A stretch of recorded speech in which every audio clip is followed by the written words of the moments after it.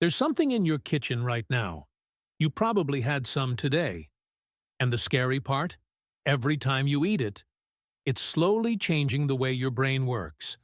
Not in a way you'd notice immediately. It doesn't hit you like a drug. It doesn't give you a headache. It's quieter than that. It works the way rust works on metal, slowly, invisibly, over months and years. And by the time most people notice something is wrong, the damage has already been building for a long time. I'm going to show you exactly what this food does inside your brain. And here's the part that's going to stay with you. It's not what you think it is. Think about the last time you forgot something simple. A name. Where you put your keys. Why you walked into a room. Most people brush it off. I'm just tired. I'm getting older. Too much on my mind. But here's what the research is now showing. Those moments aren't random. They're not just stress. For many people, they're a pattern. A slow decline that starts years before it becomes obvious. And in 2024, one of the most significant studies on this topic was published in Neurology, the Journal of the American Academy of Neurology. They followed over 30,000 adults for an average of 11 years, and what they found should be on the front page of every newspaper. Every 10% increase in ultra-processed food consumption was associated with a 16% higher risk of cognitive impairment. And people who ate more unprocessed, whole foods showed a 12% lower risk. Nature 16%, for every 10% shift in what you eat. Now, before you picture fast food and soda, the list of what counts as ultra-processed is much longer than most people realize. It includes packaged breads, flavored cereals, soft drinks, salty snacks, mayonnaise, ketchup, ice cream, and canned goods. Nature foods that are in almost every kitchen in America.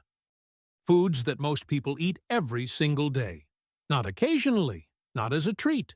Every single day. And this study wasn't alone. A separate investigation published in JAMA Neurology tracked nearly 11,000 people over 8 years. Higher ultra-processed food consumption was associated with accelerated decline in both global cognitive function and executive function. PubMed executive function. That's your ability to focus, make decisions, filter distractions, and think clearly under pressure. Not just memory, your entire cognitive architecture. But here's where it gets really interesting. Because knowing what is associated with decline is one thing. Understanding why, what's actually happening inside your brain when you eat these foods, that's what changes everything. And that's what almost nobody is talking about. Picture this. You eat lunch. Maybe something packaged, something convenient. Nothing unusual. About an hour later, you feel it. That heaviness behind your eyes. That slight fog that settles over your thoughts. That feeling of being present, but not quite sharp. Most people call it the afternoon slump and reach for coffee. But inside your brain, something specific is happening. Your immune system, yes, your immune system, is responding. Your brain has its own resident immune cells, called microglia. And when blood sugar spikes, the way it does after ultra-processed foods, those immune cells activate, triggering an inflammatory cascade directly inside the brain.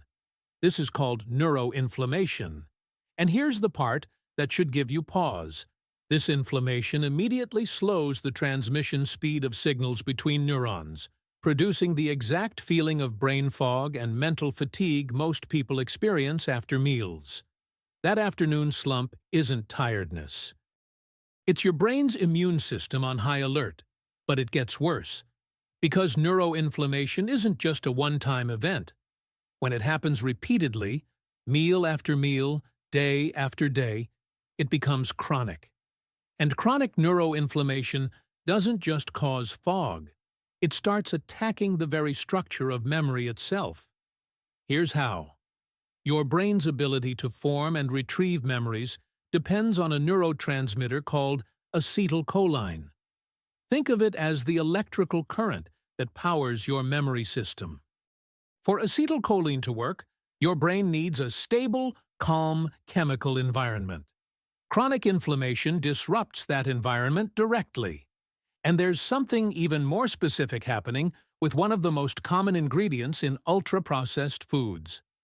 Research found that fructose, the primary sweetener in most processed foods, induces inflammation, oxidative stress, and measurable disruption of acetylcholine levels in the frontal cortex.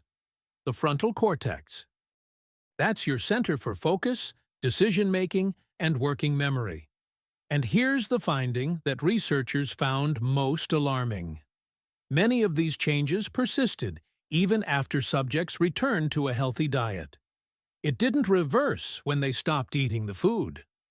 The brain chemistry had already shifted. Still think it's just the afternoon slump? There's one more piece. High sugar intake promotes oxidative stress that degrades the tight junction proteins of the blood-brain barrier, the protective layer that keeps harmful substances out of brain tissue. When that barrier weakens, inflammatory molecules that should stay in the bloodstream enter the brain itself. 3 pathways, 1 category of food: neuroinflammation, acetylcholine disruption, blood-brain barrier breakdown. All 3 happening simultaneously. All 3 pointing toward the same outcome. So if this is happening, what can you actually do? Because this isn't about becoming a health fanatic or following a perfect diet. It's about understanding 3 specific levers. The first is the most obvious and the most powerful. Reducing ultra-processed food in proportion to your total diet. The same studies that showed harm from high consumption showed measurable protection from minimally processed foods. You don't need to eat perfectly. The data shows that even a meaningful shift in proportion moves the needle significantly. The second lever is addressing the acetylcholine pathway directly, because for many people, the damage has already been accumulating. Reducing the source of harm is necessary, but supporting the system that's been damaged is equally important. The compounds with the strongest research base for supporting acetylcholine are acetylcholine, specifically the cognizin form, the most clinically studied version, documented to cross the blood-brain barrier efficiently, and huperzine A, which works by slowing the enzyme that breaks acetylcholine down, preserving what the brain produces. Together, they address the same neurotransmitter pathway from 2 directions simultaneously. The third lever is antioxidant support for the brain environment itself. Bacopa monnieri, rhodiola, ginkgo biloba, each with decades of research behind them for cognitive resilience, brain circulation, and reducing the oxidative burden on neural tissue. The strategy is straightforward. Remove what's damaging the system.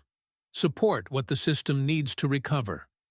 Most people assume that what they eat affects their waistline, their cholesterol, their heart.